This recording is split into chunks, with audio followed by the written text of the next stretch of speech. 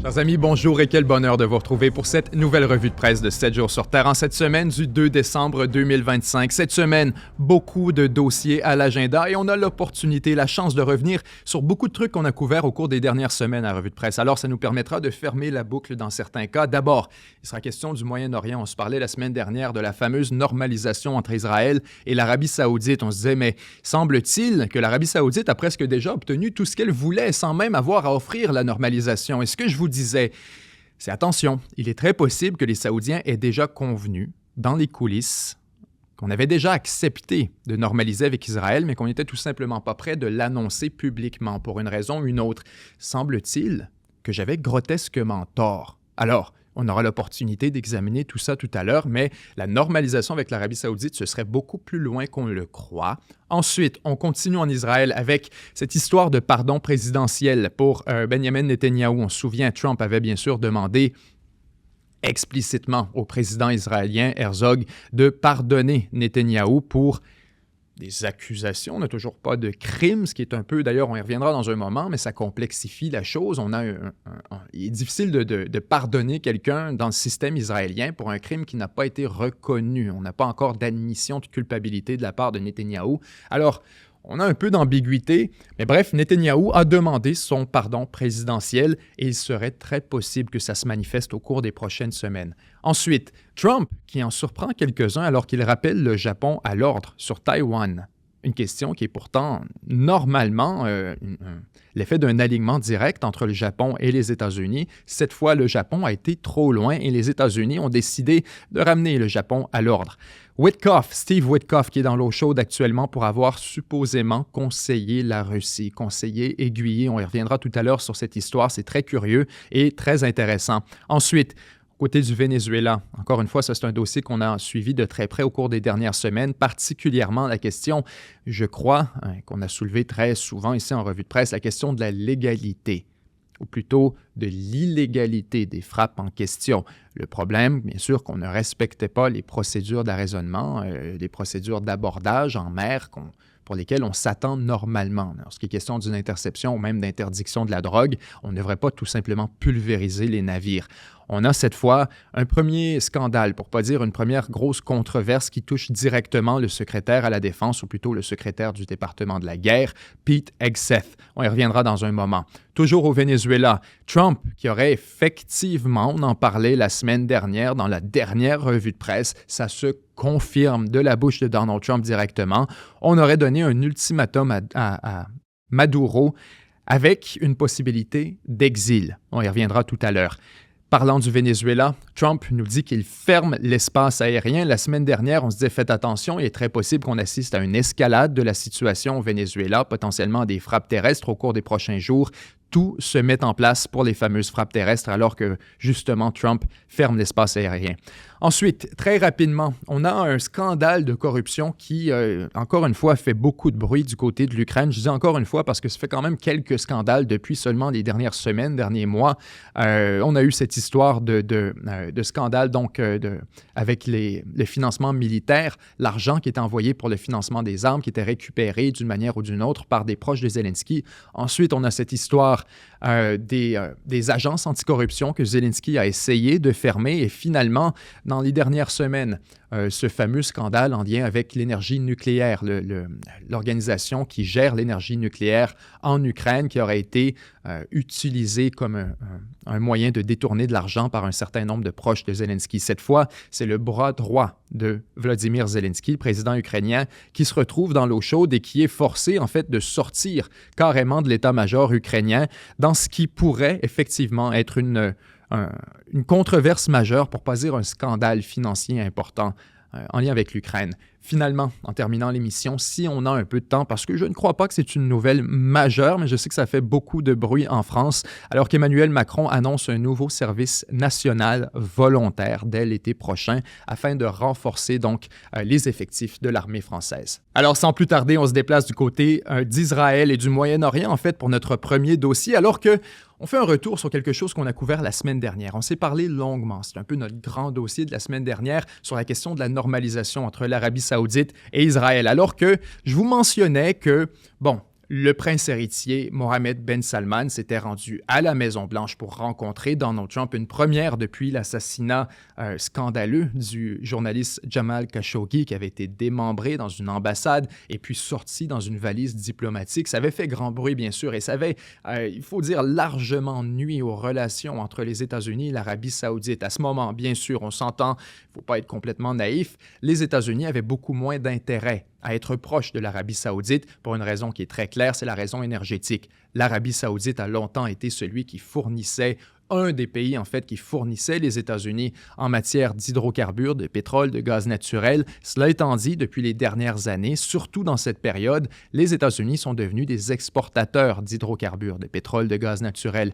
Et donc, ironiquement, ceux qui étaient autrefois des alliés indispensables, les Saoudiens, sont devenus soudainement des compétiteurs et des rivaux commerciaux dans l'espace de la commercialisation donc des hydrocarbures, ce qui a amené à un rééquilibrage de la relation entre l'Arabie saoudite et les États-Unis. On a vu carrément les États-Unis se balancer de l'Arabie saoudite pendant très longtemps. L'administration Biden au complet a peut-être jamais adressé la parole au régime saoudien, et j'exagère à peine. Il n'y a eu virtuellement aucune communication et les quelques communications qu'on a eues étaient extrêmement hostiles. En fait, durant cette période, nous avons vu l'Arabie saoudite initier un mouvement de rapprochement avec un de ses plus gros rivaux, pour ne pas dire son plus grand rival, l'Iran. Et ce rapprochement avait été, en passant, organisé par la Chine.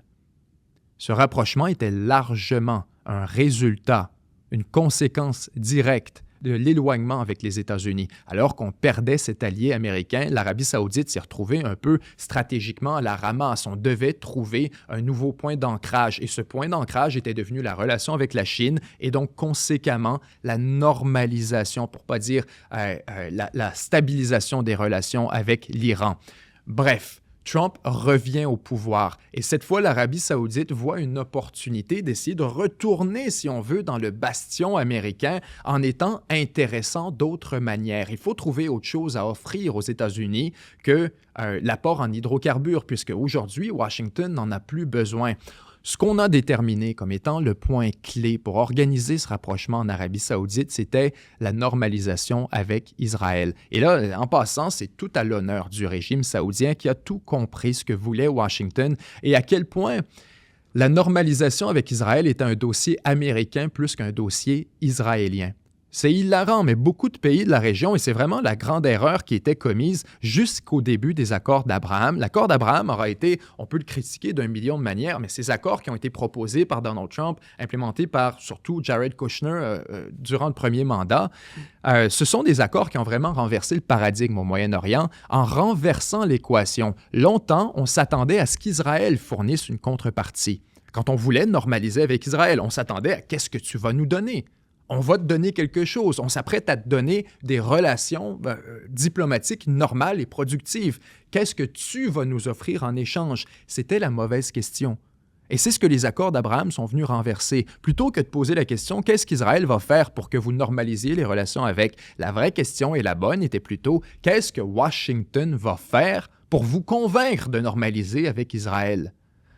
Et une fois qu'on a étudié la question de cette manière, soudainement, il a été en mesure de débloquer un certain nombre de dossiers, notamment le Maroc, le Soudan. On pourrait ajouter à ça, d'ailleurs, dans les derniers mois, on pourrait ajouter la Syrie. C'est également des concessions que les Américains vont devoir faire. Et on était maintenant à regarder la situation avec l'Arabie saoudite et on avait compris très bien ce que voulait l'Arabie saoudite. D'abord, le classique, on nous parle toujours, on veut un État palestinien.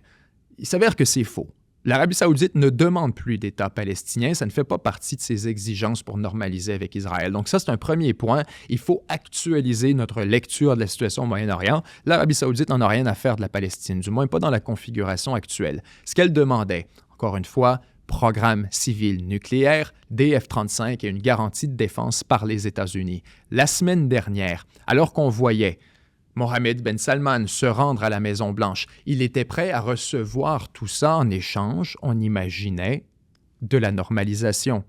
Et Trump, en recevant Mohammed Ben Salman au bureau ovale, d'emblée, lui a offert un statut d'allié majeur non membre de l'OTAN, ce qui est essentiellement une garantie de défense équivalente à ce qu'on offre au Japon. On lui a également sans dire qu'on lui a vendu, on a pris un engagement à vendre des F-35 à l'Arabie saoudite. Un autre dossier qu'on a couvert aussi à la revue de presse, et je vous exposais à quel point ces deux éléments nous invitent à réfléchir à ce qui se passe en coulisses. Si les États-Unis ont choisi de donner à l'Arabie saoudite deux des 3 cadeaux qu'elle exigeait pour normaliser avec Israël, il doit y avoir quelque chose qui se passe. On n'est pas en train de dilapider nos mains, de jouer nos cartes avant même que ça commence. Alors là-dessus, je vous disais peut-être qu'il y a des trucs qu'on ne sait pas encore. Peut-être que l'Arabie saoudite est actuellement déjà en train de convenir avec les États-Unis que la normalisation est sur le point de se produire, que c'est essentiellement terminé, mais qu'on ne peut pas l'annoncer publiquement. Ça expliquerait, pourquoi les États-Unis ont fourni à l'Arabie saoudite tout ce qu'ils voulaient, mais ça expliquerait aussi, on en parlait à la revue de presse, la réaction un peu mutée d'Israël devant tout ça, alors qu'Israël devrait déchirer sa chemise et exiger de garder son avantage militaire qualitatif et exiger que les États-Unis obtiennent une contrepartie avant de donner ce genre de truc. Plutôt, Israël a répondu « Mais on a un arrangement. We have an understanding » avec les États-Unis. Alors, je vous disais, il semble que la normalisation est sur le point de se produire et on ne le sait juste pas encore. En fait, c'est tout le contraire. J'avais tort. Ou du moins publiquement, c'est tout le contraire. Alors qu'on apprend que non seulement Mohammed Ben Salman ne s'est pas engagé en privé à reconnaître l'État d'Israël et à normaliser les relations, encore plus, il nous a dit qu'il n'était pas du tout prêt à le faire, pas en raison des facteurs stratégiques, et ça c'est un élément qui est quand même très intéressant à prendre en compte, mais en raison des facteurs politiques. Il nous dit que les Saoudiens, la population saoudienne, serait en colère si l'Arabie saoudite normalisait les relations actuellement avec l'État d'Israël. Et apparemment que Mohammed Ben Salman aurait communiqué cette déclaration, cette information à Donald Trump durant leur rencontre à la Maison-Blanche et que Trump aurait été très déçu et frustré de savoir que l'Arabie saoudite n'était pas sur le point de normaliser, malgré les beaux cadeaux qu'on était en train de lui fournir. Et on reviendra dans un instant sur les implications de tout ça pour la compétence du régime américain, du gouvernement Trump et de l'administration Trump.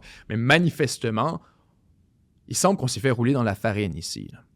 Selon un reportage de la télévision israélienne, qui d'autre, le président américain était déçu et en colère après que Mohammed Ben Salman, prince héritier saoudien, a évoqué l'opposition intérieure à la normalisation des relations avec l'État juif.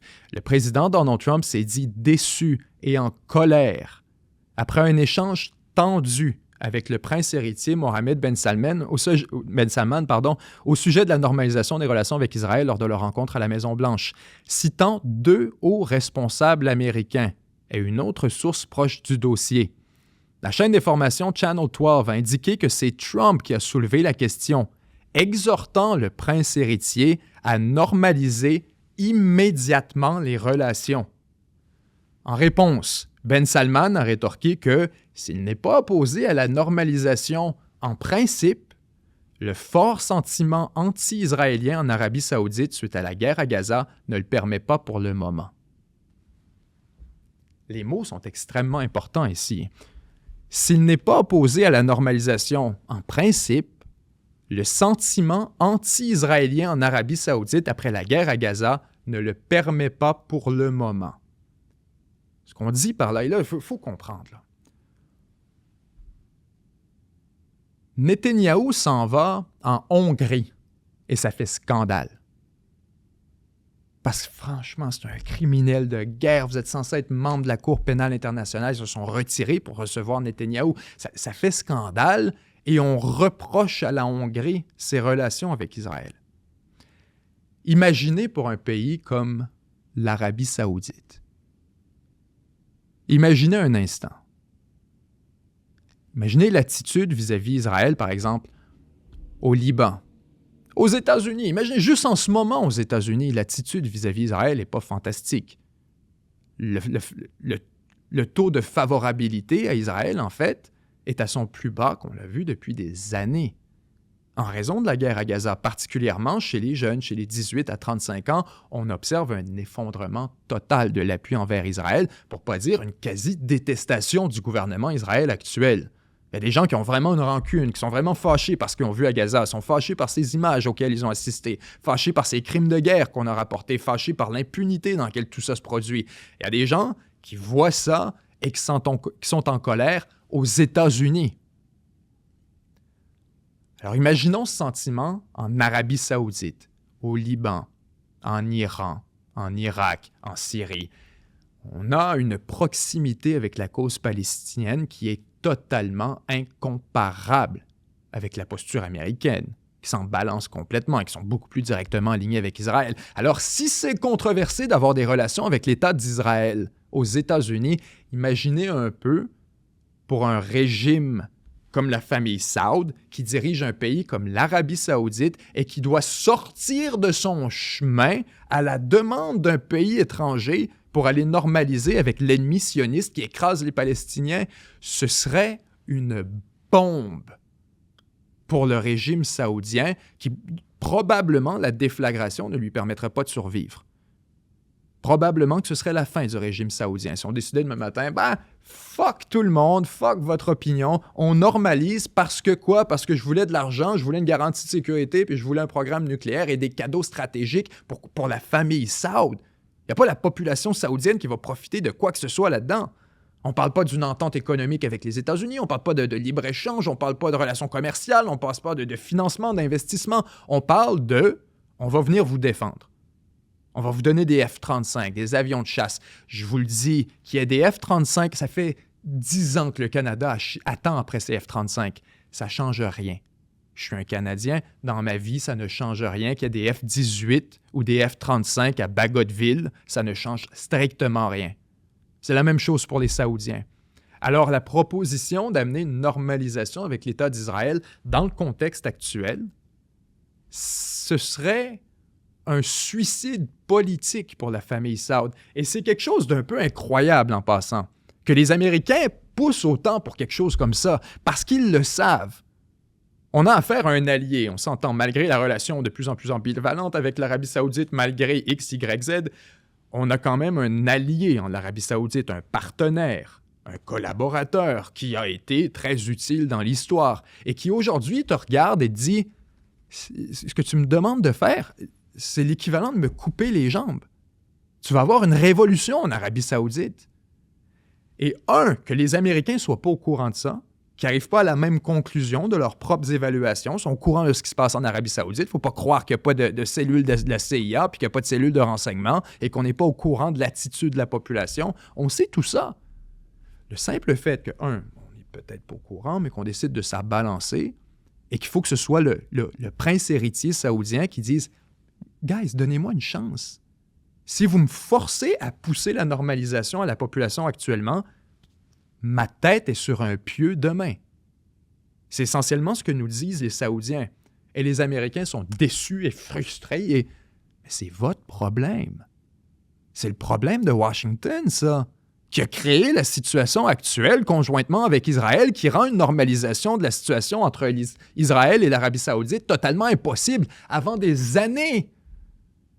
Je veux dire, merde, à quel point il faut être hypocrite. On va se donner un exemple fantastique là-dessus, si on veut lire l'hypocrisie spectaculaire de la chose. Regardez nos amis européens qui nous disaient on ne veut plus parler à la Russie. Jamais! Plus jamais! Il ne faut pas parler à la Russie. Nos journalistes ici qui se braquaient parce que Tucker Carlson a eu une entrevue avec Vladimir Poutine pendant la guerre. Il ne fallait surtout pas parler à l'ennemi.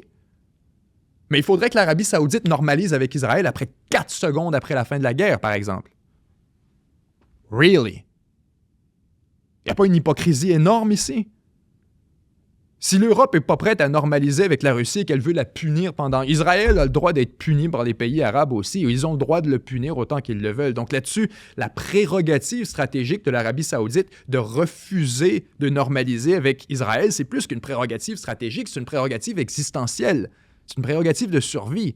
S'ils font ce que les États-Unis demandent, c'en est terminé du régime saoudien. Alors, les États-Unis sont déçus et frustrés de constater que l'Arabie Saoudite ne veut pas se tirer dans le pied et commettre un suicide politique pour les bénéfices des intérêts américains. Bien que la conversation soit restée courtoise Un haut responsable américain a déclaré à la chaîne que Trump était déçu et en colère face au refus du prince héritier. Le responsable a ajouté que Ben Salman n'a jamais dit lors de la réunion concernant la normalisation avec Israël, il n'a pas dit jamais. Il a laissé la porte ouverte à une telle normalisation à l'avenir, mais la question d'une solution à 2 États constitue un problème majeur. Maintenant que le programme iranien est totalement démantelé et que la guerre à Gaza est terminée, il est important pour que le président Trump, que tous les pays du Moyen-Orient adhèrent aux accords d'Abraham afin de promouvoir la région dans la paix, a déclaré la Maison-Blanche. L'ambassade saoudienne à Washington n'a pas réagi à cet article, tandis que la Maison-Blanche a réitéré l'appel de Trump que tous les pays du Moyen-Orient signent les accords. Alors, là-dessus, quand je vous disais tantôt, c'est l'attitude de Washington qui est curieuse, c'est que ça revient avec ce qu'on voit depuis le début, ça revient avec ce qu'on voit avec l'Ukraine, ça revient avec ce qu'on voit avec même le Congo, avec à chaque fois qu'il y a un deal qui doit être conclu, on veut tellement célébrer le deal, on veut tellement être vu en train de prendre des photos, on a tellement hâte d'encaisser le chèque avant même qu'il soit signé, qu'on en vient à mettre la charrue avant les bœufs et parfois même à se nuire. On l'a vu avec l'Ukraine, où là, on a un deal! Personne n'avait entendu le deal. Personne n'était d'accord avec ça. On a fait la même chose ensuite avec le Hamas, avec Israël. Combien de fois? On a une entente, c'était pas réglé. Et il y avait des enjeux là-dessus, et même cette entente de paix, on l'a mentionné, on a évalué ensemble l'entièreté de l'entente de paix entre Israël et le Hamas. On le voyait que c'était une entente de paix qui avait été signée, qui avait été rédigée pour être signée, pas pour être respectée. On voulait la photo, on voulait l'événement, on voulait la poignée de main. Mais ce qui arrive ensuite, c'était comme pas vraiment dans l'agenda. On s'en balançait. On voulait la victoire politique avec un petit P plus que d'autres choses. Là-dessus, semble-t-il que c'est la même chose. Trump entend les préoccupations saoudiennes et est agacé. Les partage. Probablement qu'il comprend exactement de quoi il est question, mais est agacé que le fait que ça ne peut pas toujours aller dans sa direction et que cette fois, il faudra attendre un peu. Alors, immédiatement, lorsque la guerre se termine, Trump passe tout de suite à « il faut immédiatement normaliser tout le monde ». La Syrie, c'était le Kazakhstan il y a quelques semaines, et cette fois, l'Arabie saoudite, tout le monde doit rejoindre maintenant. Pourquoi? Parce qu'on a une fenêtre pour le faire et qu'on doit l'utiliser. On n'est pas vraiment inquiet à savoir est-ce que c'est le bon timing? Est-ce que l'Arabie saoudite est prête? Est-ce que la Syrie est prête actuellement? On a fait des cadeaux à la Syrie alors qu'il n'avait fait encore aucune concession. Il y a ce désir constant dans l'administration Trump de célébrer les victoires avant qu'elles ne se produisent. Assez que ça en vient à constamment amputer la capacité de l'administration à, au bout de la ligne, obtenir les concessions en question. Parce que je vous ai déjà donné, je vous ai montré toutes mes cartes et j'ai déjà joué mon jeu. Ensuite, comment je fais pour négocier avec vous? J'ai plus rien en échange. J'ai dilapidé mes jetons. Alors, là-dessus, on découvre maintenant que l'Arabie saoudite, la normalisation avec Israël, c'est beaucoup plus un agenda américain que israélien et même saoudien. Et j'ajouterais, c'était le point final sur lequel je voulais absolument qu'on discute. Encore une fois, Trump a fait des cadeaux à l'Arabie saoudite pour rien. La même chose qu'il avait fait avec la Syrie, par exemple, où on se disait, mais pourquoi il a tout donné avant même de recevoir une contrepartie? On se grattait la tête et on se demandait, il doit y avoir quelque chose, il doit y avoir quelque chose qu'on n'est pas au courant. Je commence à penser que c'est peut-être juste un modus operandi pour l'administration Trump, parce qu'on vient de faire exactement la même chose pour l'Arabie saoudite. C'est-à-dire, qu'est-ce que tu voulais? Les 2 plus gros morceaux, on te les donne. Garantie de défense F-35, there you go. Normalisation, on reparlera.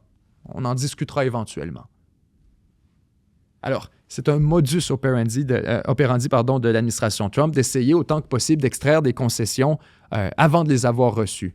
On se déplace vers notre deuxième dossier. Cette fois, on reste au Moyen-Orient et sur la question israélo-saoudienne et de la normalisation, alors qu'on a, c'est une bonne manière de compléter, la réaction d'Israël.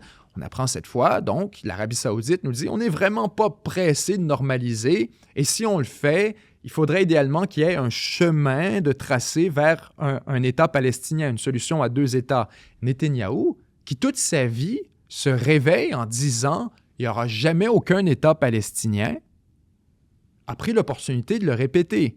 C'est totalement incompatible avec ses propres ambitions et déclarations politiques préalables. Quand je dis ses ambitions, c'est que Netanyahou, je dis se réveille, c'est qu'il se réveille la nuit pour dire qu'il n'y aura pas d'État palestinien. Et il ne fait pas juste réveiller la nuit, il chuchotait. Il va à sa fenêtre, il prend un micro puis il crie à la télévision nationale. Ce que je veux dire par là, c'est que Netanyahou ne s'en cache pas du tout. C'est un de ses points forts en termes de politique électoraliste, c'est de répéter et de marteler « il n'y aura jamais un État palestinien sous ma garde ». Alors cette fois, vous entendez les Saoudiens qui disent « ouais, nous, on ne normalisera pas tant qu'il n'y aura pas d'État palestinien ». La réaction de Netanyahou, elle est très prévisible. Il nous dit « il n'y aura pas d'État palestinien, même au prix de la rupture des relations avec les Saoudiens ». Autrement dit, si ça nous coûte la relation avec l'Arabie saoudite, so be it. On n'en veut pas tant que ça. On est prêt à la sacrifier si c'est pour ne jamais avoir d'État palestinien.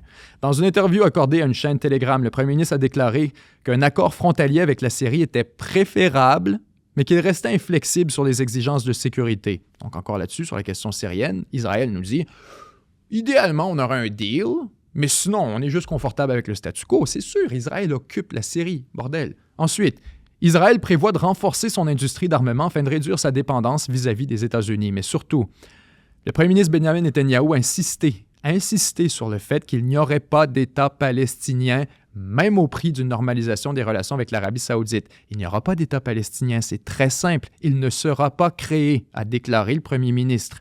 Interrogé par la journaliste sur le point de savoir si son opposition persistait, même si elle mettait en péril la normalisation avec Riyad, qui exige une voie crédible vers la création d'un État palestinien, Netanyahou a déclaré « La réponse est « Un État palestinien ne sera pas établi. C'est une menace existentielle pour Israël. » Donc refuse de dire « Fuck l'Arabie saoudite ». Mais lorsqu'on lui demande « M. Netanyahou, votre réponse, ce qu'elle implique, ça veut dire « fuck l'Arabie saoudite ». Vous êtes d'accord avec ça? Il répond « Oui ». Alors, pour ce qui est de la normalisation entre Israël et l'Arabie saoudite, ça ne se fera pas à coup de concessions israéliennes. On vient encore une fois d'en avoir la démonstration. Ce que ça veut dire, c'est que les États-Unis vont devoir en rajouter encore plus. Ils ont déjà vidé leur camp, déjà accepté de donner des F-35, déjà accepté. On s'entend, les F-35 peuvent décider de gosser dans le manche, attendre pendant 1 an, 2 ans, 3 ans, rire de l'Arabie saoudite. Mais au bout de la ligne, l'Arabie saoudite va acheter ses armes ailleurs si c'est le cas. Et Washington va tout simplement perdre son levier stratégique.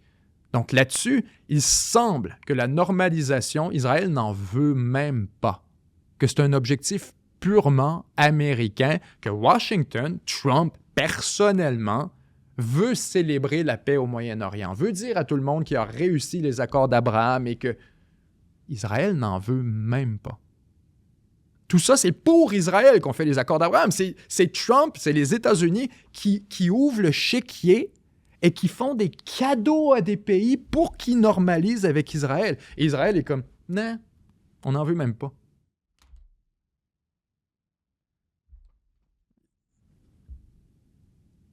C'est difficile de comprendre, honnêtement. C'est difficile de comprendre ce que recherche Israël actuellement. On aurait clairement une possibilité d'avoir une relation productive avec l'Arabie saoudite et ça n'exigerait pas un État palestinien. Netanyahou aurait pu formuler autrement, comme quoi, écoutez, on est prêt à s'engager, qu'il y a une possibilité à terme de sans le créer, tout en continuant de mettre des singes dans les roues exactement comme il fait avec le cessez-le-feu. Netanyahou est le champion du monde pour balancer des singes dans les roues de n'importe quelle charrette qui ne veut pas voir avancer. Là-dessus, sur la question du cessez-le-feu, il le fait allègrement. Pourquoi ne pas le faire, par exemple, sur la création d'un État palestinien? C'est que politiquement, c'est pas payant pour lui d'être vu en train d'endosser ça en Israël. Alors, on voit un Netanyahou qui, purement électoralement, purement politiquement, décide de dire « Non, je préfère maintenir ma posture et être intraitable que de normaliser avec un des rivales stratégiques, un des grands rivaux stratégiques de l'État d'Israël. » Il y a un peu un point, il ne faut pas l'exagérer non plus. On ne veut pas l'exagérer, on va reprendre la formule, mais on exagère un peu l'influence de l'Arabie saoudite. Et c'est peut-être le bluff qui est en train de caler Israël. Israël va très bien. Vous allez faire quoi? Vous allez faire quoi, l'Arabie saoudite, sans l'appui américain contre Israël? Vous n'avez jamais rien fait anyways, à part appuyer le Hamas et à part fournir de l'argent à des proxys, et à part... De manière générale, l'Arabie saoudite n'est pas une menace pour Israël. ni financièrement, ni militairement, ni économiquement, il n'y a aucune manière, ni stratégiquement. Alors, il est possible qu'Israël fasse, je veux dire, le jeu n'en vaut pas la chandelle. Soit tu normalises au prix qu'on t'a donné, on t'a donné un tarif, soit tu prends l'offre qu'on t'a donnée, ou soit tu t'en vas voir les Chinois puis les Iraniens, puis on n'en a rien à chier. Alors, les Israéliens ont une attitude là-dessus qui explique un peu mieux la situation à laquelle on assiste. On continue, toujours au Moyen-Orient, cette fois, dossier traîne Netanyahou, alors qu'on apprend que Netanyahou sollicite maintenant une grâce présidentielle pour son procès de corruption. On se souvient, Netanyahou, bien sûr, est accusé dans un certain nombre de dossiers de corruption, des dossiers criminels pour lesquels il doit constamment se présenter au tribunal et fournir des dépositions, répondre à des interrogatoires, répondre à des questions, fournir de l'information. On dit que c'est une charge de travail considérable. En fait, son équipe de défense, on en parlait à la revue de presse, a menacé de démissionner devant l'ampleur de la charge de travail en disant « Écoutez, c'est un procès qui va durer encore pendant des années, on n'a pas le temps, ça nous prend nos dimanches et nos samedis pour aller se présenter au tribunal. Alors, si vous continuez, nous, on abandonne. » Ça n'abandonne pas le procès, c'est juste l'équipe de défense de Netanyahou qui nous dit tout ça. Netanyahou, lui, de son côté, nous dit depuis le début « Ça n'a aucun sens. Ce procès est une chasse aux sorcières. » On prend beaucoup des termes qui ont été utilisés par Donald Trump. Une enquête politique, on essaie de partir après moi, ce sont mes ennemis qui organisent ça, et c'est une tentative de l'affaiblir politiquement. Netanyahou maintient ses points et les martèle depuis le départ, maintient son innocence. Mais il y a un point qui est relevé de plus en plus depuis quelques semaines et quelques mois, surtout à l'initiative de Donald Trump, il faut le dire. Donald Trump, lorsqu'il s'est rendu à Israël pour donner un discours à la Knesset. On en a parlé aussi à la revue de presse. Trump se présente sur place, commence à vanter Netanyahou après l'accord de paix. On vient de signer l'accord de paix entre le Hamas et Israël en ce moment. Tout le monde est de très bonne humeur. Et il vante Netanyahou, dit que c'est un grand premier ministre, etc. Et tout le monde se lève et applaudit. Et Trump dit, il mentionne par après, il dit « Parce que j'ai vu que les gens se sont levés, j'ai senti que le moment était approprié. » Et donc Trump, depuis la Knesset, dit au Parlement israélien « Vous devriez le pardonner. Vous devriez pardonner Netanyahou. » Donc Trump, c'était un peu une manœuvre d'ingérence judiciaire, mais ce n'est pas la première. Il faisait la même chose avec le processus Bolsonaro au Brésil. D'ailleurs, les États-Unis et le Brésil on est redevenus des amis. Si ça vous intéresse, on en parlera certainement dans la prochaine revue de presse ou une des prochaines, mais la relation entre les États-Unis et le Brésil semble s'améliorer. On va retrouver une forme de collaboration, d'amitié. Maintenant que Bolsonaro est en prison, on n'en parle plus. Mais bref, on voyait ça comme une ingérence judiciaire, mais Trump, lui, le voyait tout simplement comme essayer d'aider un ami. Netanyahou, qu'il voit comme un partenaire personnel avec qui il avait négocié cette entente de paix, qui était carrément un ami de Trump et un allié politique, il faut le dire. Alors, il essayait de sortir son allié du trouble en disant « Vous devriez le pardonner. C'est absurde ce procès, ça va nulle part. » Et plusieurs ont applaudi. Et donc, cette discussion quant à est-ce qu'on devrait peut-être complètement oublier le procès criminel pour Netanyahou, c'est arrivé d'actualité dans les dernières semaines, derniers mois. On n'en parlait pas du tout. Autrefois, on parlait à savoir est-ce qu'il sera coupable? Est-ce qu'il va peut-être pouvoir s'en sortir? Est-ce qu'il va devoir faire de la prison? On avait ces scénarios très spéculatifs, mais extrêmes en tête. En ce moment, on est plutôt en train de réfléchir à comment tuer cette enquête. On en parlait à la revue de presse aussi. Netanyahou a un certain nombre d'alliés à l'intérieur de la Knesset, des alliés législatifs, des législateurs qui travaillent pour tuer l'enquête à travers des projets de loi. Pour dire, vous ne devriez pas avoir le droit de poursuivre un premier ministre et son procès devrait être retardé, suspendu. On avait un certain nombre de lois qu'on essayait de passer pour aider Netanyahou. Cette fois, on a carrément abandonné le masque et on en est narrativement à un pardon complet et total par le président lui-même. Et donc là-dessus, il faut prendre en considération l'input de Trump. Trump a eu un gros bout à jouer. Ensuite, la pression qui vient des États-Unis. On s'attend à ce que Netanyahou reste le premier ministre. C'est le message qu'on lance. On veut continuer à travailler avec Netanyahou. Et finalement, sur la question de la corruption elle-même, Netanyahou ne reconnaît pas sa culpabilité et probablement que même s'il était reconnu coupable, il serait pardonné quand même par le président d'Israël. Et là-dessus, il est important de mentionner, juste avant qu'on poursuive, même si la nature du régime du gouvernement israélien est considérablement différente qu'aux États-Unis, vous aurez compris que le président israélien a le même pouvoir de pardon présidentiel unilatéral que le président américain. Certes, on n'a pas de premier ministre aux États-Unis, on a un Sénat, une Chambre, etc. Le système est différent en Israël, mais le pouvoir est le même pour ce qui est du pouvoir de pardon et de grâce présidentielle. Alors, on s'attend à ce que Isaac Herzog, qui en passant a lui-même déjà évoqué la possibilité de pardonner Netanyahou, on s'attend à ce qu'il le fasse. Et on en a parlé beaucoup à la revue de presse dans les dernières semaines. On se disait, ça sent très fort que probablement que ce procès va se terminer en queue de poisson, que ce soit par une suspension, que ce soit par un acquittement, que ce soit par justement un pardon présidentiel. Il semblait de plus en plus manifeste que le procès ne serait pas terminé à aucun point. Ensuite, on se déplace maintenant du côté du Wall Street Journal et de la Chine, de Taïwan, une histoire très intéressante qui est parue au cours des derniers jours, alors qu'il faut se remettre un peu dans le contexte. Le Japon et la Chine, c'est étrange, on ne s'attend pas à ça. En fait, c'est rare qu'on a des conflits de la sorte, mais entre le Japon et la Chine, on a tout un conflit diplomatique qui a éclos au cours des dernières semaines, alors que le Japon est sorti de son chemin, vraiment. On a vraiment il y a des trucs très intéressants qui se produisent en politique japonaise actuellement, une espèce de réalignement plus au centre droit, pour ne pas dire carrément sur la droite. Et le Japon est sorti de son chemin pour dire ouvertement que s'il y avait un affrontement entre la Chine et Taïwan, le Japon irait intervenir en faveur de Taïwan. Ce qui est une déclaration lunaire, vraiment, quand on considère les antécédents. On se souvient, on en parle encore une fois beaucoup à l'émission, mais l'Australie s'est fait poser la question par les États-Unis, est-ce que vous seriez prêts peut-être à nous aider dans le cas de... L'Australie n'a pas voulu répondre, parce qu'elle disait, avec beaucoup de raisons, c'est tout à fait légitime, elle mentionnait que les États-Unis ont eux-mêmes une politique d'ambiguïté stratégique, à ne pas répondre à la question, est-ce qu'on va aider Taïwan ou pas, on ne le dit pas.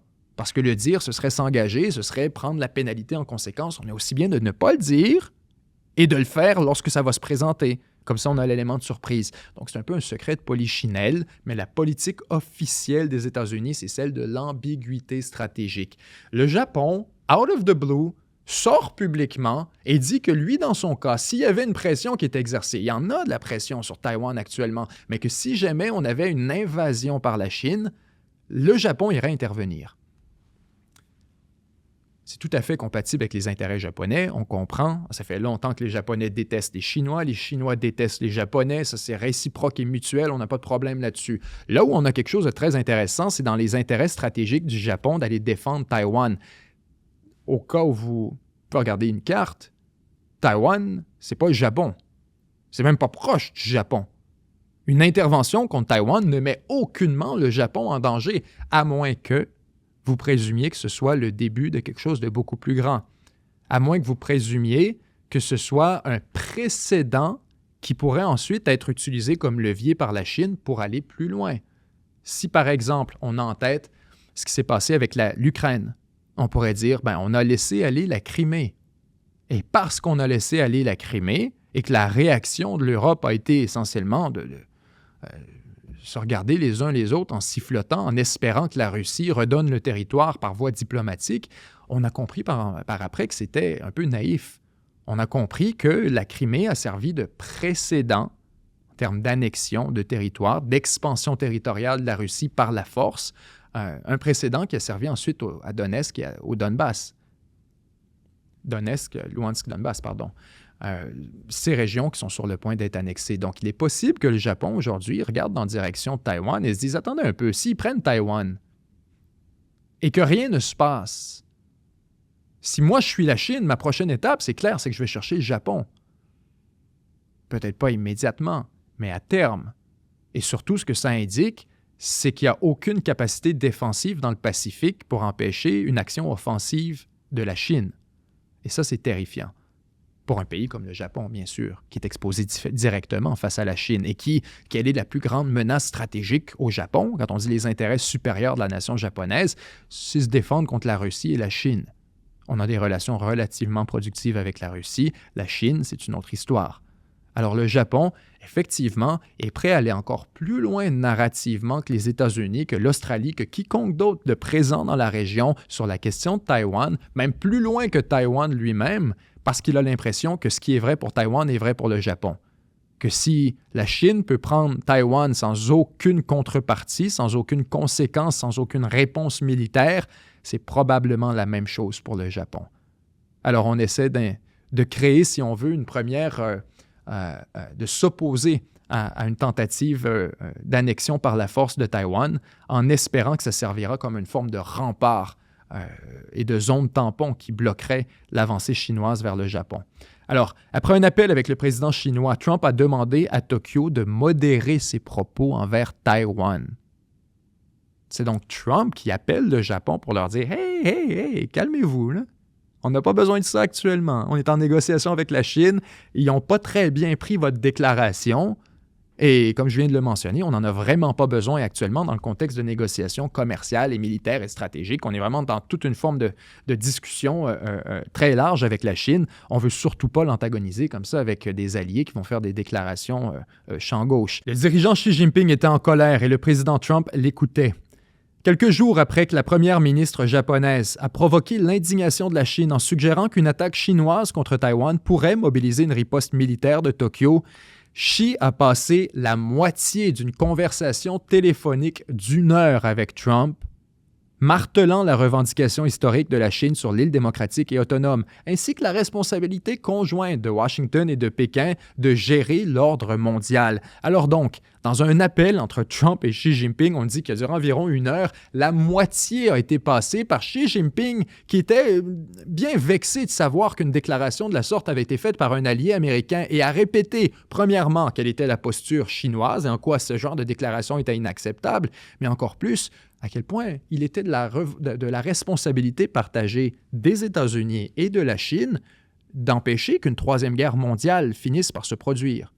C'est ce qu'on entend ici quand on dit la responsabilité conjointe de Washington et de Pékin de gérer l'ordre mondial, en voulant dire « Hey, je gère mes singes, gère tes singes ».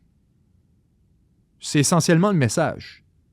Je m'occupe de mon monde, occupe-toi du tien. Si moi, on a une responsabilité conjointe là-dedans, moi, je vais faire attention si jamais il y a des déclarations qui sont hostiles, fâchantes contre Washington et qui ne respectent pas les revendications de souveraineté ou territoriale, mais vous devez faire la même chose. Vous devez faire la même chose, sans quoi on s'en va directement vers un désordre mondial. Plus tard dans la journée, Trump a organisé un appel avec la première ministre japonaise et lui a conseillé de ne pas provoquer Pékin sur la question de la souveraineté de Taïwan. Le conseil de Trump était subtil. Il n'a exercé aucune pression sur la première ministre japonaise pour qu'elle revienne sur ses propos. Les responsables japonais ont déclaré que ce message était inquiétant. Le président ne voulait pas que les frictions concernant Taïwan mettent en péril la détente conclue le mois dernier avec Xi Jinping, qui comprend une promesse d'acheter davantage de produits agricoles aux agriculteurs américains. Interrogé sur l'échange avec le Japon, la Maison-Blanche a publié une déclaration de Trump au Wall Street Journal. Les relations entre les États-Unis et la Chine sont excellentes, ce qui est également très positif pour le Japon. Entretenir de bonnes relations avec la Chine est une excellente chose pour la Chine, comme pour les États-Unis. À mon avis, le président Xi augmentera considérablement ses achats de soja et tout ce qui est bon pour les agriculteurs est bon pour moi.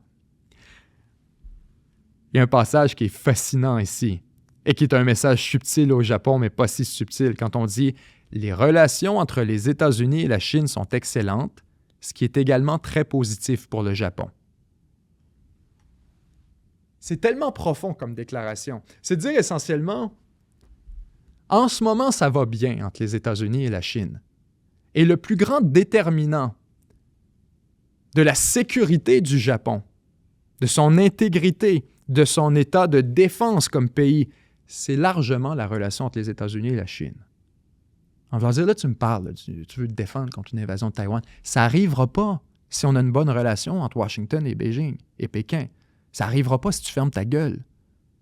Alors, c'est le message qu'on dit ici. On dit les relations entre la Chine et les États-Unis sont excellentes, ce qui est également très positif pour le Japon. Tu as un intérêt toi-même à te la zipper, à arrêter de te mêler de la relation entre Washington et la Chine, parce que si ça dégénère, là, ça devient un enjeu de sécurité pour toi.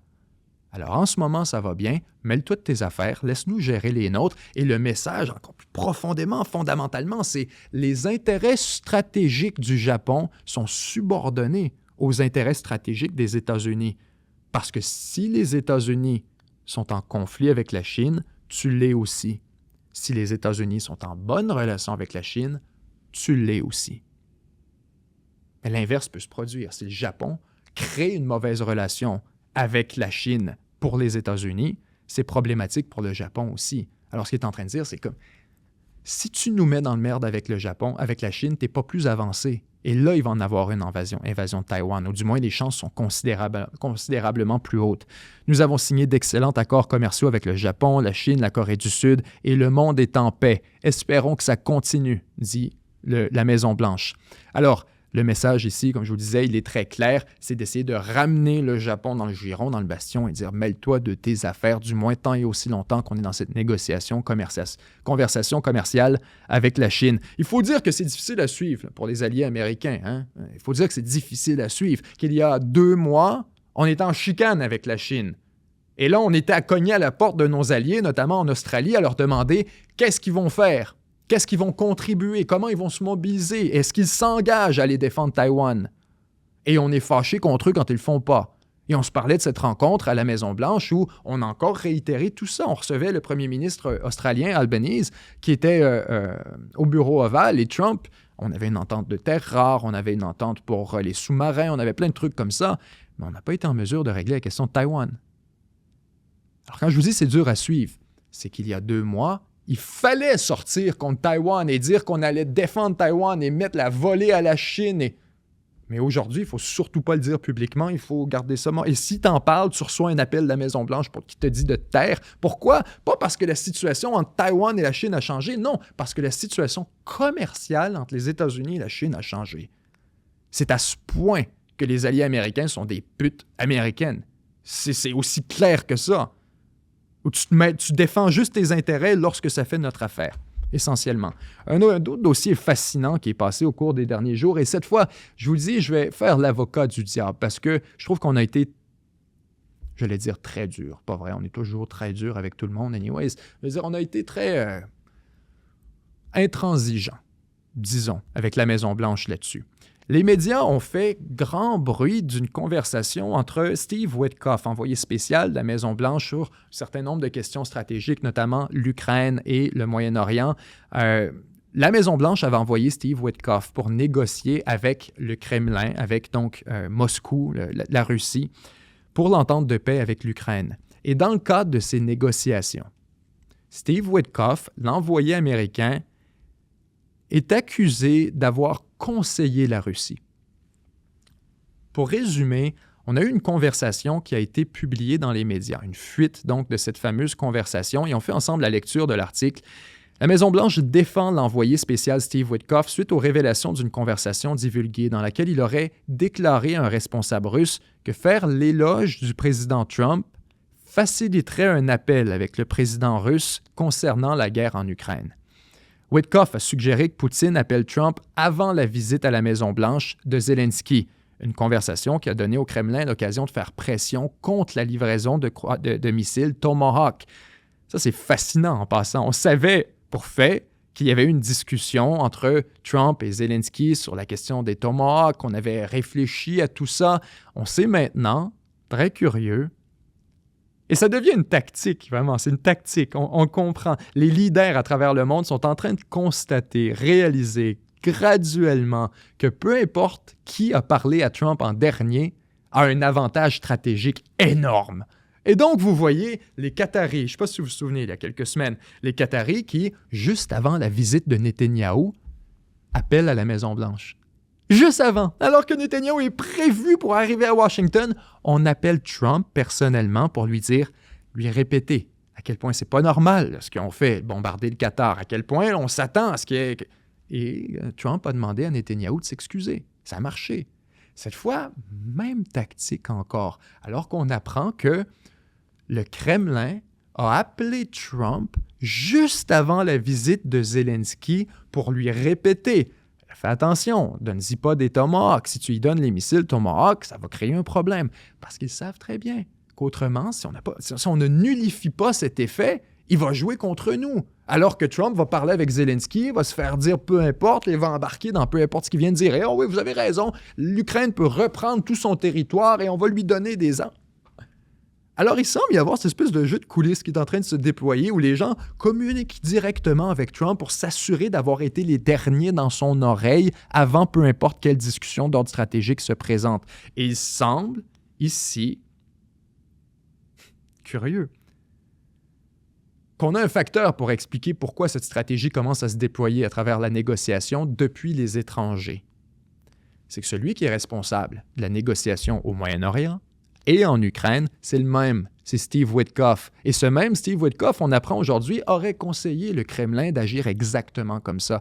Alors, ce ne serait pas surprenant que ce soit les conseillers de Trump, Steve Witkoff lui-même, qui, sachant comment est Trump, aiguille la diplomatie étrangère pour que ses propres dossiers à lui se passent un peu mieux. Alors, c'est ce que je veux dire parce que je veux faire l'avocat du diable. La défense de la Maison-Blanche, on dit c'est une procédure classique, on veut simplement, il dit probablement la même chose aux Ukrainiens, il veut juste que c'est un peacemaker, il veut s'assurer que la paix soit réussie. Effectivement, Steve Witkoff, c'est son travail de faire exactement ça, de s'assurer que une fois que tu mènes un dossier, une négociation, que tu es un médiateur entre deux parties, on peut imaginer que c'est un Américain, il travaille pour les Américains, c'est pas vraiment son mandat dans le contexte, c'est plus un médiateur de la négociation entre la Russie, Vladimir Poutine, et Donald Trump. Et donc, pour faciliter cette discussion, on apprend que Steve Witkoff aurait mentionné à la Russie « Vous devriez le féliciter pour son entente de paix. Premièrement, avant quoi que ce soit d'autre, quand vous parlez à Trump, félicitez-le pour commencer, que c'est un beau progrès, que c'est un gros développement, que c'est un point positif, et ça va aider beaucoup à quoi? À ce qu'on résoudre la guerre, à ce qu'on ait une entente de paix. » Alors, vous pourriez me dire, il essayait de conseiller la Russie pour aider la Russie. Pas vraiment. C'est pas comme s'il était en train de dire, tu devrais complimenter Trump, comme ça tu vas être capable d'extraire plus de concessions. Le gars est envoyé par Trump pour que la négociation ait lieu, pour qu'on arrive à un cessez-le-feu, une entente de paix subséquemment. Alors, naturellement, il aiguille les deux côtés et s'assure que partie A parle à partie B sur une bonne journée et que partie B tombe sur partie A sur une bonne journée. Alors donc, si on sait qu'aujourd'hui, c'est vraiment pas le moment de parler à Trump et que vous êtes en train d'organiser cette négociation, probablement que vous allez dire « Essaye d'y parler demain ou après-demain. » Et commence en le félicitant. Commence en lui disant « C'est tout à fait normal, on s'attend à ce genre de truc en termes de négociation. » Et quand on parle, par exemple, des accords d'Abraham, aucun doute que c'est comme ça que ça s'est passé.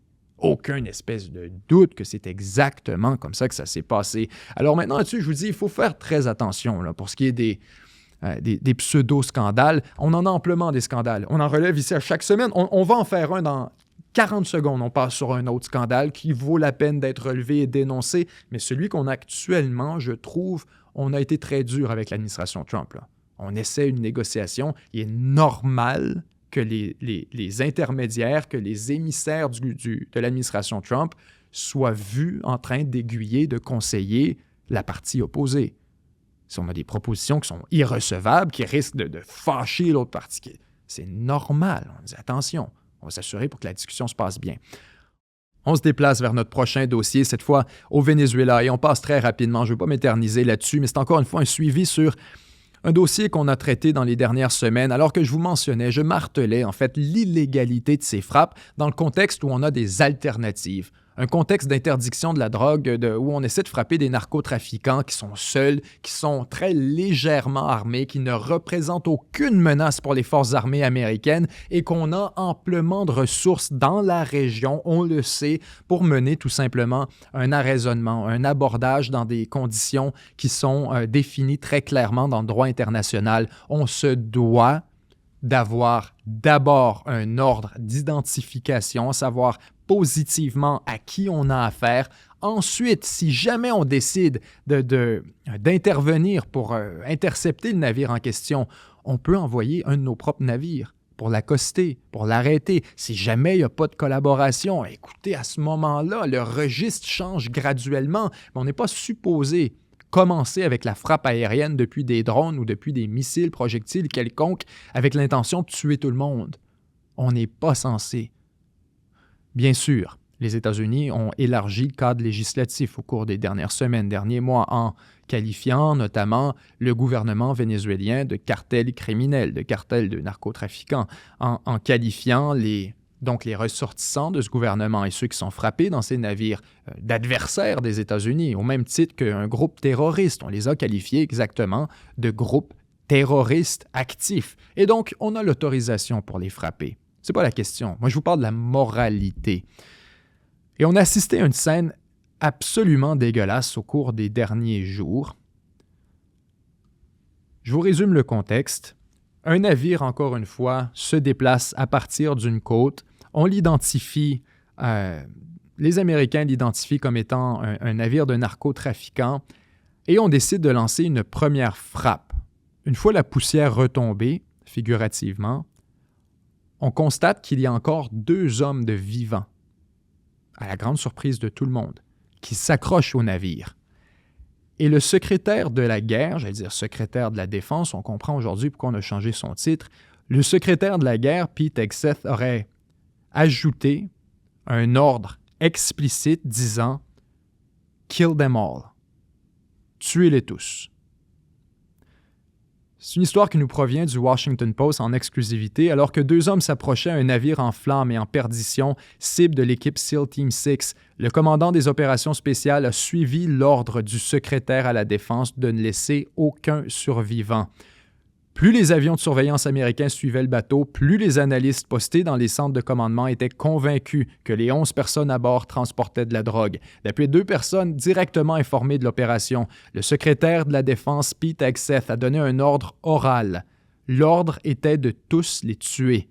Un missile a sifflé au large des côtes de Trinité et Tobago, frappant le navire et déclenchant un incendie qui l'a ravagé de la proue à la poupe. Pendant de longues minutes, les commandants ont suivi en direct les flammes sur les images d'un drone. Lorsque la fumée s'est dissipée, ils ont eu une frayeur. Oh!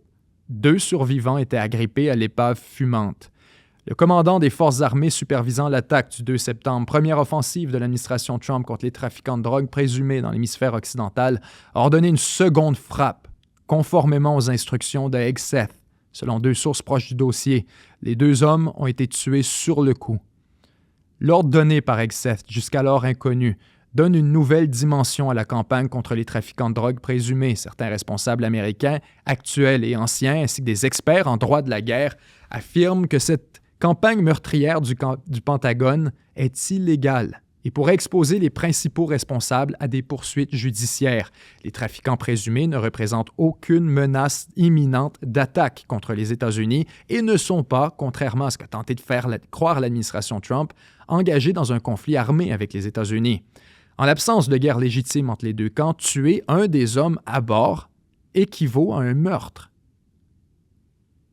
Même si les États-Unis étaient en guerre contre les trafiquants, un ordre de tuer tous les occupants du bateau s'ils n'étaient plus en mesure de se battre reviendrait essentiellement à un ordre de ne faire aucun quartier, ce qui constituerait un crime de guerre.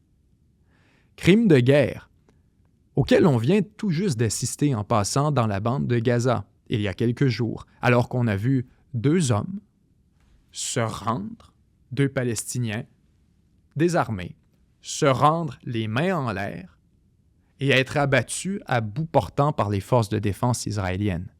Filmés par 80 caméras simultanément. Les forces de défense israéliennes sont comme ça, ne sont pas habituées à ce qu'il y ait des caméras dans Gaza. On les a tellement tous tués, les journalistes, depuis 3 ans. C'est la première fois, 2 ans, pardon. C'est la première fois qu'on laisse entrer des journalistes graduellement. Et là, on a des images de ce qui se passe. Et on voit les forces de défense israéliennes travailler comme elles travaillent d'habitude. Donc à tirer à bout portant des innocents qui sont en train de se rendre. Ça, c'est un crime de guerre.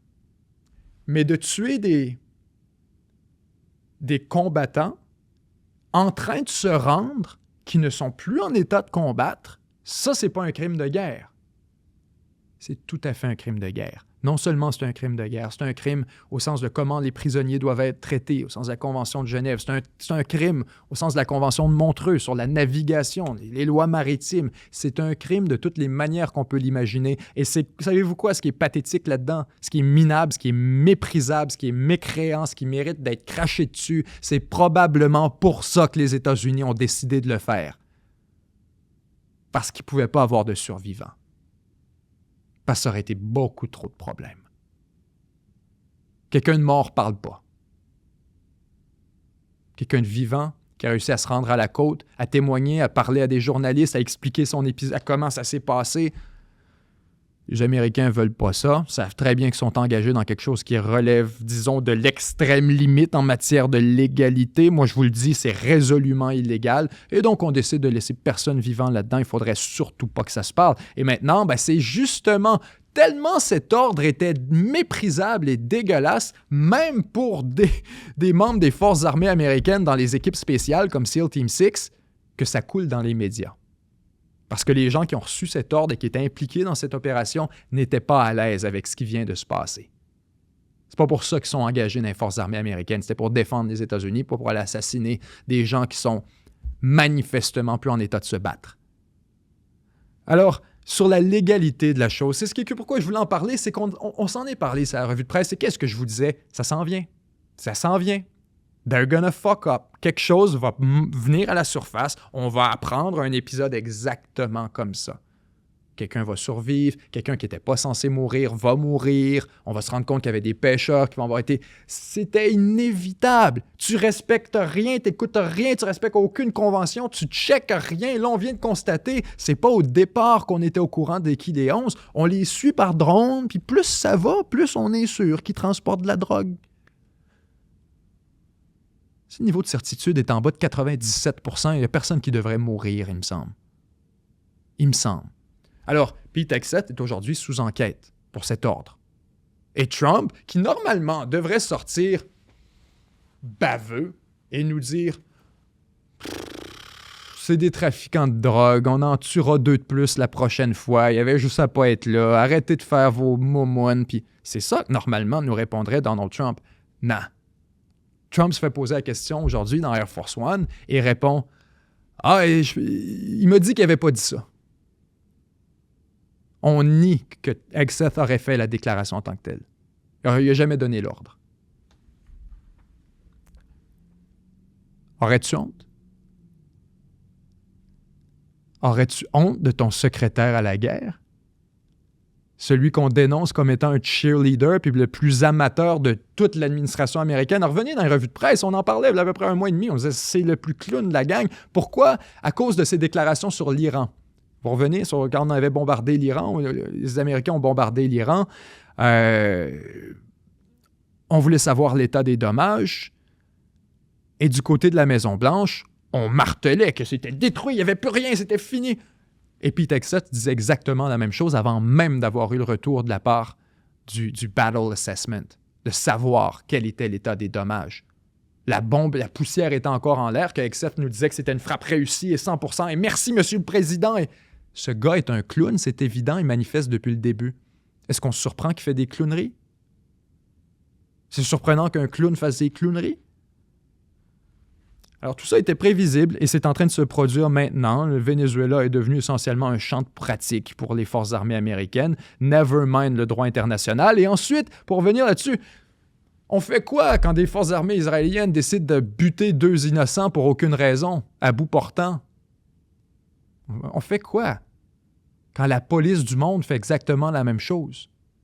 C'est quoi l'autorité morale? Vous comprenez quand c'est le free for all, quand les États-Unis décident que c'est le free for all? Parlant de free for all, Trump aurait donné un ultimatum à Maduro pour qu'il cède le pouvoir au Venezuela. On s'en parlait ça lors de la dernière revue de presse. On avait des échos de vestiaire, si on veut. On n'était pas complètement convaincus de ce qui avait été dit, mais on entendait qu'une possibilité d'exil avait été proposée à Maduro. On mentionnait la Turquie. On avait parlé un peu, si je me souviens bien, de l'Iran. On avait parlé de la Syrie, de la Russie. Lors de leur récent entretien téléphonique, Donald Trump aurait donné un ultimatum à Nicolás Maduro lui enjoignant de quitter immédiatement le pouvoir. Mais le dirigeant vénézuélien a refusé, exigeant une amnistie mondiale pour lui et ses alliés. On demande donc, je ne veux pas un exil dans un pays individuel, je veux que la planète entière me pardonne pour peu importe crime vous m'accuserez. Dimanche, le président américain a confirmé que l'appel avait eu lieu, déclarant « Je ne dirais pas si ça s'est bien ou mal passé, c'était un appel téléphonique. » Ni le gouvernement américain ni le gouvernement vénézuélien n'ont fourni de détails supplémentaires sur les sujets abordés lors de cette conversation très inhabituelle qui aurait lieu le 21 novembre. Alors effectivement, lorsqu'on s'en est parlé ensemble, ça venait tout juste de se produire. Et si ni le Venezuela ni les États-Unis voulaient nous confirmer la nature de la discussion, effectivement, on aurait eu une discussion très avancée sur à quel endroit on pourrait envoyer Maduro. Mais des sources ont indiqué au Miami Herald que le président américain va envoyer un message sans détour à son homologue sud-américain qui est au centre d'une campagne de pression. Vous pouvez vous sauver vous-même et vos proches, mais vous devez quitter le pays maintenant. You can save yourselves and your close ones, but you must leave the country immediately. Trump aurait offert un sauf-conduit à Maduro, à sa femme et à son fils, seulement s'il acceptait de démissionner immédiatement. On parle d'un sauf-conduit, on parle donc d'un droit de passage, si on veut, un droit de passage vers un pays étranger. Cependant, le président vénézuélien aurait refusé de démissionner immédiatement et aurait formulé une série de contre-exigences, notamment l'immunité mondiale contre les poursuites et l'autorisation de céder le contrôle politique tout en conservant celui des forces armées. Je ne sais pas ce que fume Maduro, mais manifestement, il ne comprend pas la situation dans laquelle il se trouve actuellement. Le journal a indiqué qu'il n'y avait eu aucun autre contact direct entre Trump et Maduro, bien que ce dernier ait apparemment demandé un deuxième appel téléphonique le week-end dernier, après que Trump eut déclaré l'espace aérien vénézuélien totalement fermé. Le gouvernement Maduro n'a reçu aucune réponse, précisant que la première discussion avait été organisée par le Brésil, le Qatar et la Turquie. Malgré les informations divulguées selon lesquelles Trump aurait lancé un ultimatum, de nombreux observateurs doutent que le président ait l'intention de mettre ses menaces à exécution. Il bluffe. Maduro et la plupart de ses acolytes considèrent les menaces américaines comme un bluff. Depuis son élection en 2013, le dirigeant vénézuélien a survécu à une succession de crises, dont la campagne de pression maximale. Dimanche, le Wall Street Journal a exhorté l'administration Trump à accentuer la pression sur le Venezuela. C'est ce qu'on parlait la semaine dernière. C'est curieux comme le narratif se suit toujours. Mais je vous disais, on est clairement à un moment où il va falloir qu'on fasse quelque chose. On est à une impasse, on a fait des propositions, ça n'a pas bougé. Il faut s'attendre au cours des prochains jours, je vous disais la semaine dernière, à ce que la pression augmente considérablement. Le Wall Street Journal a été d'une sortie, avec le panel éditorial pour dire exactement la même chose, a invité Donald Trump à augmenter la pression, puisque c'était de renverser Maduro était dans l'intérêt national des États-Unis. Le comité de rédaction a dit si Maduro refuse de partir et que Trump hésite à agir, Trump et la crédibilité des États-Unis en pâtiront. Et honnêtement, ils ont raison. Au point où on en est, les États-Unis sont trop commit. Ils ont été trop loin. On s'est commis manifestement à mettre de la pression sur Maduro. S'il faut que Maduro s'en sorte, the jig is up. Je veux dire, tout le monde a vu le bluff. Trump n'a plus aucune crédibilité face à l'Iran, face à quiconque vous voulez, face à la Colombie, chicaner avec la Colombie. Tu peux ensuite mettre de la pression sur tous les autres. Et ça va être extrêmement efficace si tu réussis à tasser Maduro. Parce que les autres vont commencer à sentir que ça sent la même odeur de soufre que ça sentait pour le Venezuela. Et donc, la pression de Trump va fonctionner. Mais si Trump laisse Maduro s'en sortir, après avoir détruit quelques navires au bord, alors il va s'en sortir renforcé. Et où non seulement les États-Unis, la crédibilité va être affaiblie, mais le Venezuela va s'en sortir plus fort, le régime Maduro va s'en sortir plus fort, ayant résisté justement à la pression impérialiste, colonialiste, capitaliste américaine. Donc là-dessus, le Wall Street Journal, aussi vote en guerre soit-il, Et a raison, c'est la crédibilité américaine qui est en jeu. Et continuant sur ce dossier au Venezuela, si on se déplace juste de l'autre côté ici, toujours au Wall Street Journal, on se retrouve avec cette nouvelle justement qui vient d'être couverte dans cet article de passage, comme quoi Trump a déclaré l'espace aérien autour du Venezuela comme étant fermé. Trump n'a pas le pouvoir en passant de fermer un espace aérien. On comprend le message ici quand on dit on devrait considérer à partir de maintenant que cet espace aérien est fermé. C'est juste un message aux compagnies aériennes et au gouvernement vénézuélien, comme quoi il y a des bombardements qui s'apprêtent à commencer. On s'apprête à commencer à balancer des missiles de croisière sur le territoire. Et c'est pourquoi je voulais relever d'ailleurs cette nouvelle, c'est qu'on se disait il y a quelques jours, attention, la pression s'apprête à augmenter sur le Venezuela. C'est clair, tout indique dans cette direction. On est un peu à une impasse. Les États-Unis n'auront pas le choix, on va commencer les bombardements. Eh bien, ce qui nous indique qu'on se prépare au bombardement, c'est vraiment cette déclaration de Trump qui nous dit « Vous devriez arrêter de voler au-dessus du Venezuela. C'est peut-être pas la meilleure idée. » Il faut continuer, allez-y, mais à vos risques. Et cette déclaration a bien sûr été dénoncée par le gouvernement vénézuélien, qui dit c'est une ingérence, c'est inacceptable, c'est carrément une tentative d'invasion. Le président Trump a déclaré samedi que l'espace aérien entourant le Venezuela devait être considéré comme fermé, ce qui a exacerbé les tensions avec le dirigeant Nicolás Maduro et constitue un signe supplémentaire qu'il envisage de frapper des cibles terrestres. On s'entend, si on veut juste une campagne de pression, c'est très efficace comme déclaration. C'est extrêmement efficace, c'est suffisant pour dire que tu vas faire quelque chose sans le faire. Alors, si on a l'intention d'y aller, Trump fait la bonne chose. On doit y aller très graduellement, faire comprendre que la pression monte et qu'on ne recule pas avant d'arriver à ces bombardements. Une fois que les bombardements commencent, c'est le point de non-retour. On peut difficilement retourner en arrière. Alors, on comprend maintenant qu'en coulisses, on négocie un exil en Russie. M. Maduro dit non partout, je veux aller partout, puis je veux que personne de ma famille. Et on est en négociation, clairement.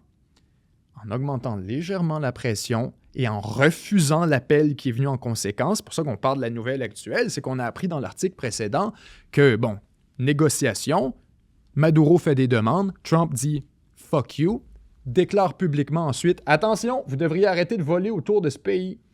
Maduro essaie de rappeler aux États-Unis, il dit hey, je suis prêt à négocier, là, attends un peu. Et Trump refuse l'appel.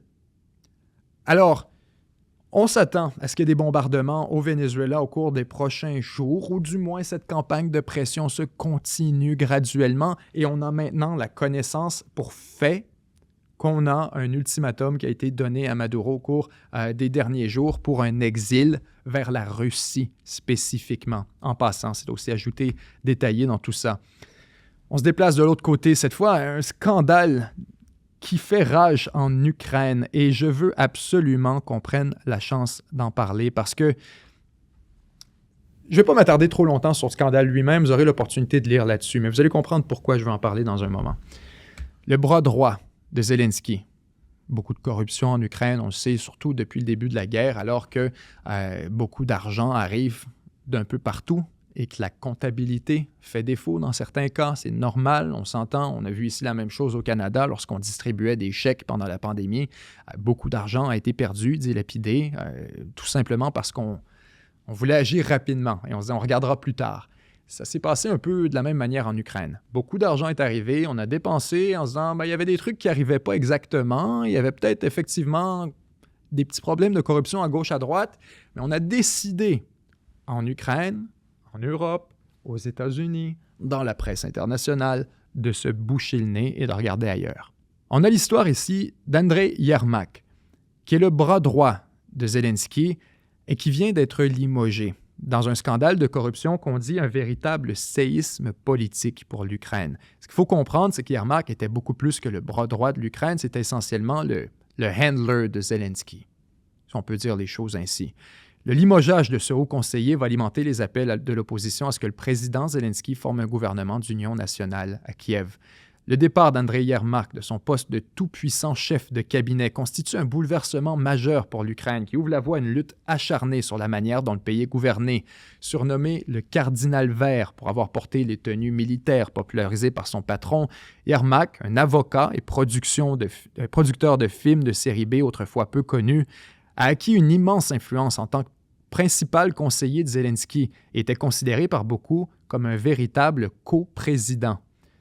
Les politiciens de l'opposition vont exploiter son limogeage lié à un scandale de corruption de 100 millions de dollars pour faire pression en faveur de la formation d'un gouvernement d'union nationale à Kiev, une revendication qu'ils formulent depuis le début du lancement de l'invasion à grande échelle par la Russie, et le départ de Yermak ne fera que renforcer ces factions. Autrement dit, on veut un seul gouvernement plutôt que d'avoir un gouvernement formé par le parti de Zelensky qui s'accapare le pouvoir et qui forme un cabinet. On dit on est en guerre, ça fait une éternité qu'on n'a pas eu d'élection. En plus, on devrait former un gouvernement d'unité, donc qui représente tous les partis. Il ne fait guère de doute que Zelensky regrettera l'ancien avocat à la détermination sans faille. De nombreux commentateurs ukrainiens décrivent Yermak comme le producteur du duopole au pouvoir, avec l'ancien humoriste de télévision devenu président dans le rôle principal. Zelensky devra désormais se passer de son producteur alors qu'il se prépare à des négociations tendues avec les États-Unis concernant le controversé plan de paix du président Trump visant à mettre fin entre la guerre entre la Russie et l'Ukraine.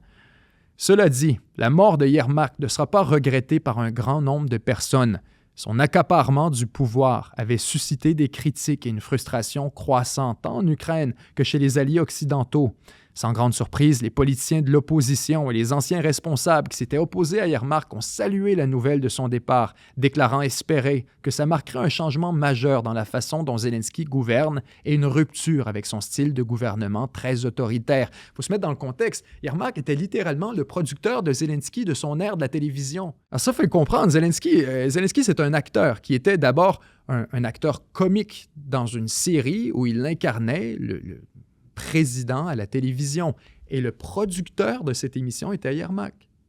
Donc Zelensky, depuis très longtemps, depuis le début de sa vie professionnelle, de sa vie adulte, d'une certaine manière, est géré par Yermak, qui était c'était son poulain d'une certaine manière, c'était son dauphin. Il gérait la carrière de Zelensky, il l'aiguillait et était vu comme celui qui vraiment était responsable de sa montée jusqu'au sommet. Alors, aujourd'hui, Yermak tombe dans un scandale de corruption. Et ce que je veux vous présenter aujourd'hui à travers tout ça, c'est l'hypocrisie crasse derrière cette histoire. Parce que on a une déclaration qui a été publiée la semaine dernière, ou plutôt un peu plus que la semaine dernière, peut-être il y a 10 jours, par nul autre que Tucker Carlson. Tucker Carlson, qui s'est rendu sur X pour attaquer Yermak et dire qu'il était corrompu. Depuis des mois, le Wall Street Journal détient une histoire qui détaille la corruption personnelle de Andrei Yermak, le deuxième homme le plus puissant en Ukraine. Yermak a volé des centaines de millions de dollars américains qui étaient censés être pour l'aide de l'Ukraine. Les éditeurs de journal du Wall Street Journal, je traduis depuis l'anglais en temps réel, les éditeurs du Wall Street Journal peuvent le prouver, mais ils ne le font pas. Plutôt, ils protègent Yermak. Pourquoi? Parce que Yermak est celui qui mène l'effort de l'Ukraine pour briser l'entente de paix de Trump avec la Russie. Les propriétaires du Wall Street Journal ne veulent pas de la paix avec la Russie, ils veulent la guerre. En même temps, la page éditoriale du Wall Street Journal a attaqué l'administration Trump pour ne serait-ce qu'essayer d'obtenir un accord de paix. C'est de la véritable corruption. Sans informer ses lecteurs, la famille Murdoch, qui possède le Wall Street Journal, utilise les deux côtés de son journal pour continuer la guerre avec la Russie. Ce n'est pas l'attitude d'une organisation de nouvelles, c'est l'attitude d'une agence de renseignement. Vous aurez la déclaration en anglais, je l'ai traduit de manière assez libérale. Vous aurez la déclaration totale entière à l'écran. Ce que moi je trouve très intéressant, c'est surtout le premier paragraphe, parce que le deuxième et le troisième, on prête des intentions au Wall Street Journal et, spéculatif. Vous pouvez être d'accord ou pas avec l'affirmation de Tucker là-dessus. Je pense que ça mérite d'être évoqué et d'être relevé, mais le premier paragraphe est rien de moins que scandaleux. Parce que Tucker nous dit plusieurs jours avant la publication de cet article, depuis des mois, le Wall Street Journal possède une histoire qui vous explique en détail comment Andrei Yermak, le numéro 2 de Zelensky, vole des centaines de milliards. Ils sont capables de le prouver, mais ils ne le font pas. Et on découvre quelques jours plus tard, par le Wall Street Journal, qu'effectivement, Yermak est impliqué dans une entente de corruption à coût de centaines de millions de dollars, qu'il perd son poste. Et ça nous amène à poser la question, depuis combien de temps Wall Street Journal est au courant de tout ça? Pourquoi on a retenu l'histoire en tant que telle? Et c'est pourquoi je voulais absolument vous relever le tweet de Tucker. C'est que ça met tout ça en lumière d'une manière exceptionnelle. On aurait pu applaudir le Wall Street Journal et la presse américaine et se dire, vous savez, la guerre se termine et maintenant toutes ces histoires se mettent à sortir. Autant où on peut voir maintenant toute l'hypocrisie, le mensonge et l'étendue, l'envergure de la bullshit qu'on nous a construite pendant des années. Alors que Tucker est capable de t'annoncer quelques jours en passant. Ça fait des mois que le Wall Street Journal savent tout ça, mais ils n'en parlent pas. Pourquoi? Comme on disait tout à l'heure, parce que depuis des mois, tout le monde se bouchait le nez aux États-Unis, dans presse internationale, en Europe, en Ukraine. Personne ne voulait parler de corruption. Parce que ça aurait probablement, on le comprend, diminué la mobilisation américaine pour l'Ukraine. Et donc, le Wall Street, c'est extrême. Là. On est vraiment loin dans la cachotterie. Est-ce que le Wall Street Journal lui-même a pris la décision? C'est possible. C'est tout à fait possible et ce serait compatible avec les deux autres paragraphes avec lesquels complète Tucker Carlson en disant c'est parce qu'ils ne veulent pas de la guerre. Ils ne veulent pas de la paix avec l'Ukraine. Ils veulent de la guerre. C'est à leur avantage. Première théorie. Deuxième théorie, est-ce que c'est possible que ça venait de la Maison-Blanche? Est-ce que c'est possible que ça venait du département d'État américain? Qu'on aurait mis cette histoire sur la glace en attendant qu'on soit en meilleure posture, en attendant que ça ne mette pas en danger l'appui de l'Ukraine, ou au contraire, pour qu'on la publie à un moment où c'est essentiel de pousser l'Ukraine dans un coin? Une chose est sûre, ça pue. On avait une histoire de centaines de millions de dollars de corruption, de dollars américains qui étaient utilisés, qui étaient enlisés à gauche, à droite par l'état-major, les plus hautes sphères du pouvoir ukrainien, directement à la hauteur de Zelensky. On nous parle d'un coprésident et on a dormi sur cette histoire dans les médias pendant des mois. Assez que Tucker peut préemptivement le dire sur Twitter avec la confiance que ça va finir par être publié.